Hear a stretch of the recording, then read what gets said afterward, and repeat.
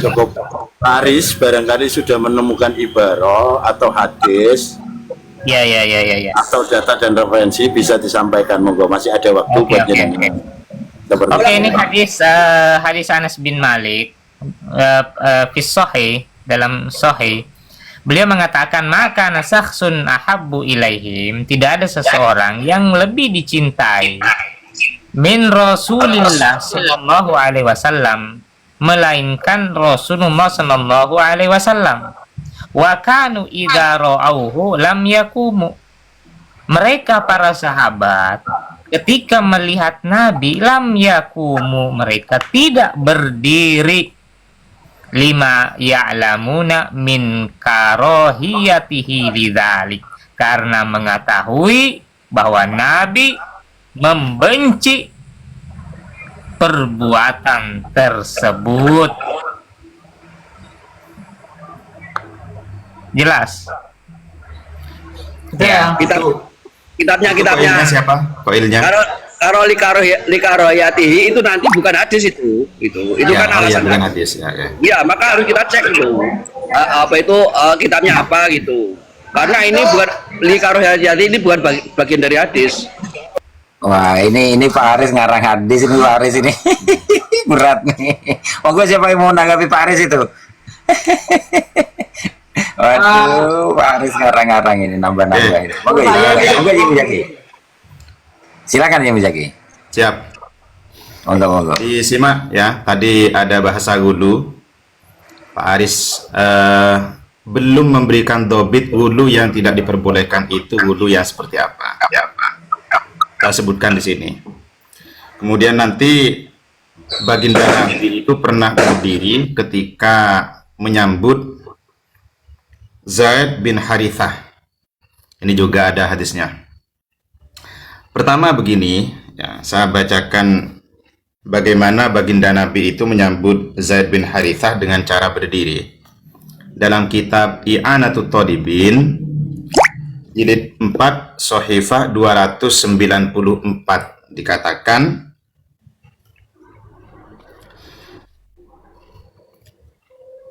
An Aisyah radhiyallahu anha qalat, qadima Zaid bin Harithah al-Madinah wa Rasulullah sallallahu alaihi wasallam fi baiti fa'atahu faqara al-babah. Zaid bin Harithah kemudian mengetuk pintu baginda Nabi. Faqama ilaihin nabiyyu sallallahu alaihi wasallam yajurru thawbahu. Baginda Nabi berdiri untuk Zaid bin Harithah, sekaligus beliau menarik pakaiannya. Fa'tanakohu wa qabbalahu. Baginda Nabi merangkulnya lalu menciumnya. Rawahu Tirmidzi, haditsun hasanun. Kualitas hadisnya adalah hadis hasan. Nah, ini kemudian disimpulkan oleh Shahibul I'anah akan kesunahan al-qiyam, berdiri, liman fihi fadilatun zahiratun. Kita tahu baginda Nabi yang berdiri untuk sahabatnya. Artinya boleh berdirinya al-fadil dalam rangka menghormati al-mafdul.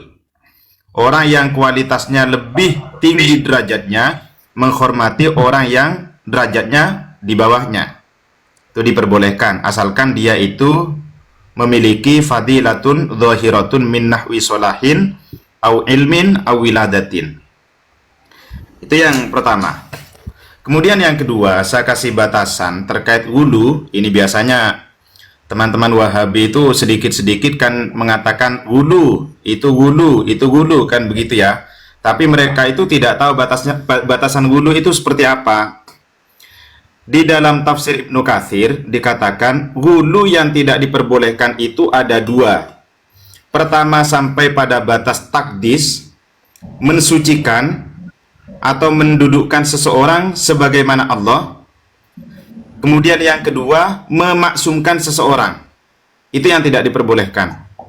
Selama tidak sampai takdis dan juga tidak sampai memaksumkan seseorang, maka tidak disebut sebagai wulu. Jadi kita menghormati kiai atau misalkan sampai kita sungkem, kita cium kakinya, itu dalam konteks tidak sampai mensucikan, tidak sampai takdis dan memaksumkan kiai, maka itu tidak dikatakan hulu. Ini dalam tafsir Ibnu Katsir. Yanha ta'ala ahlal kitabi anil ghuluwi wal itra wa hadza katsirun fin nasara fa innahum tajawazul hadda fi Isa hatta rafa'uhu fawqal manzilatil lati a'tahu Allahu iyaha fanaqaluhu min hayyizin nubuwah ila anittakhaduhu ilahan min dunillahi ya'budunahu kama ya'buduna. Ini yang pertama. Jadi kalau sampai memposisikan manusia sebagaimana Allah, artinya dia itu sampai disembah, maka ini yang disebut sebagai ghulu yang terlarang. Kemudian yang kedua, bal qad ghalau fi atba'ihi wa asya'ihi mimman za'ama annahu ala dinihi fadda'u fihimul ismah. Jadi mereka itu dianggap ataupun pengikut Nabi Isa, konteksnya ini adalah pengikut Nabi Isa, itu diposisikan ismah, diposisikan sebagai orang yang maksum. Nah, ini yang terlarang. Jadi dua hal ini, sampai mentakdis makhluk sebagaimana Allah, kemudian yang kedua adalah memposisikan makhluk selain Nabi dalam posisi ismah, atau memaksumkan, sampai memaksumkan seseorang. Itu yang tidak, yang masuk dalam kategori ghulu yang terlarang. Itu dulu, host. Nggih. Saya menambahi nggih. Saya menambahi. Hadis Nabi yang melarang ghulu itu kan melarang berdiri itu kan begini ya. Bunyinya kan begini. Man ahabba ayyam sulalahu ar-rijalu qiyaman falyatabawa maqadahu minan nar. Jadi Nabi itu bersabda bahwa barang siapa yang suka orang lain berdiri untuknya, maka sediakanlah baginya tempat neraka. HR Abu Dawud. Ya. Jadi konteksnya begitu. Nah, kemudian para ulama menjelaskan bahwa yang dimaksud dalam hadis Nabi itu adalah mencela orang yang hubur riyasah, ya, orang yang bukan yang berdiri tapi menghukumi siapa ya, kiainya, menghukumi kiainya, bahwa ketika ada orang, ya, semisal ada orang berdiri untuk kita, kok kemudian kita berbangga-bangga bahwa orang lain itu berdiri sama kita, itu memang itu dilarang sama Nabi. Artinya bahwa bukan membahas melarang orang berdiri. Karena apa? Karena di dalam hadis Bukhari itu Nabi menyampaikan kumu ila sayyidikum. Nabi itu juga memerintahkan berdiri kepada kita semuanya, kepada orang-orang yang kita hormati, kepada sayyid. Sayyid ini ya bisa guru-guru kita, bisa kiai-kiai kita. Kumu ila sayyidikum, ada perintah dari Nabi secara langsung untuk berdiri menghormati orang-orang yang kita muliakan. Nah, termasuk guru-guru kita. Nah, bagaimana Imam Nawawi juga menjelaskan begitu, bahwa innal aswal aula balladzi la hajata ila ma siwahu anna ma'nahu jazrul mukallafi ayyahibba qiyaman nasilahu. Bahwa hadis itu adalah bermakna mencela orang-orang yang ketika ada orang lain berdiri dia suka. Ya, tadi ada riya di dalam hatinya. Walaisa fihi ta'arudun lil qiyam binahyin wala wirihi. Hadis itu bukan mencela orang yang berdiri dalam hal mencegah atau yang lainnya, tetapi khusus mencela orang yang di hatinya itu ada perasaan suka ketika ada orang lain menghormatinya, orang lain berdiri untuknya. Nah, jadi begitu. Nah, sehingga apa? Sehingga ketika kita larikan ke konteks para santri, tentu saja ini sudah pas. Karena satu, kiai tidak pernah menyuruh santrinya berdiri untuknya. kiai juga tidak pernah di situ itu memaksa santrinya untuk mencium tangannya, tetapi itu timbul dari para santri sendiri.